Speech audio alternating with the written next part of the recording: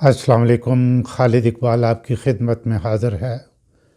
روزہ کب شروع ہوا؟ ناظرین، روزہ صرف مسلمانوں میں نہیں، قدیم قومیں بھی کھانے پینے سے رک کر عبادت کیا کرتی تھی۔ یہودی مذہب میں روزے کا تصور حضرت موسیٰ علیہ السلام کے زمانے سے موجود ہے۔ یہودیوں کا ایک مشہور روزہ یوم کپور ہے۔ یوم کپور کا معنی کفارہ کا دن ہے۔ یہ عبرانی کیلنڈر کے مہینے تشرا کی 10 تاریخ کو منایا جاتا ہے۔ اس دن یہودی روزہ رکھتے، گناہوں سے توبہ کرتے اور عبادت کرتے ہیں۔ عیسائی مذہب میں بھی روزہ ایک اہم عبادت سمجھا جاتا ہے۔ انجیل میں ذکر ملتا ہے کہ حضرت عیسیٰ علیہ السلام نے 40 دنوں کا روزہ رکھا۔ عیسائی آج بھی لینٹ کے نام سے مخصوص دنوں میں روزہ رکھتے ہیں۔ ہندو مذہب، بدھ اور قدیم مذاہب میں بھی فاقہ عبادت کا مخصوص حصہ رہا ہے۔ اسلام میں روزے 2 ہجری کو قرآن مجید کے ذریعے فرض ہوئے۔ سورہ البقرہ کی آیت 183 میں اللہ تعالیٰ فرماتا ہے، اے ایمان والو، تم پر روزہ فرض کیا گیا جیسے تم سے پہلے لوگوں پر فرض کیا گیا تھا۔ اس آیت سے ہی ثابت ہوتا ہے کہ روزہ پہلے ہی موجود تھا، البتہ اسلام نے اسے مکمل نظام کے ساتھ فرض قرار دیا۔ نبی کریم صلی اللہ علیہ وسلم نے سحری کی تاکید فرمائی، افطار جلدی کرنے کا حکم دیا، روزے کی نیت کی اہمیت بتائی اور روزے کے اخلاقی پہلوؤں، جھوٹ، غیبت وغیرہ سے بچنے کی تاکید کی۔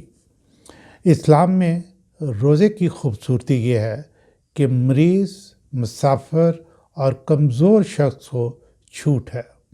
مریض اور کمزور شخص کسی دوسرے شخص کو روزے رکھوا سکتا ہے۔ روزہ کا سب سے بڑا فائدہ تقویٰ ہے۔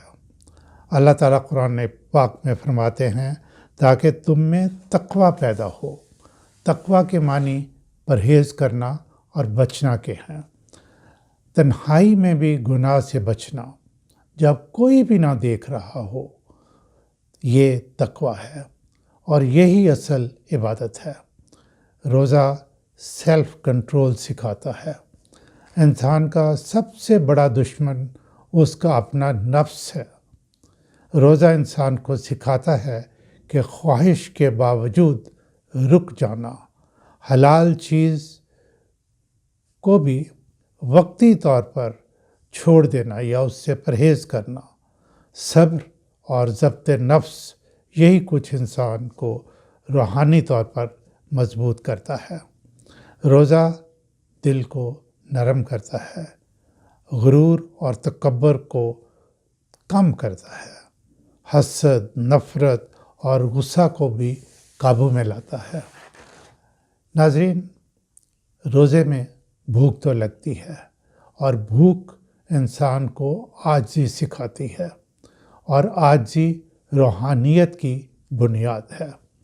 ناظرین، روزہ صرف بھوکا رہنے کا نام نہیں، بلکہ دل و دماغ اور کردار کی تربیت ہے، جس سے انسان اللہ کے قریب ہوتا ہے، اللہ کا قرب حاصل ہوتا ہے اور اللہ روزہ دار کی دعائیں قبول فرماتے ہیں۔ روزہ کے بے پناہ روحانی اور جسمانی فوائد ہیں۔ آپ اس سے مکمل فائدہ اٹھائیں۔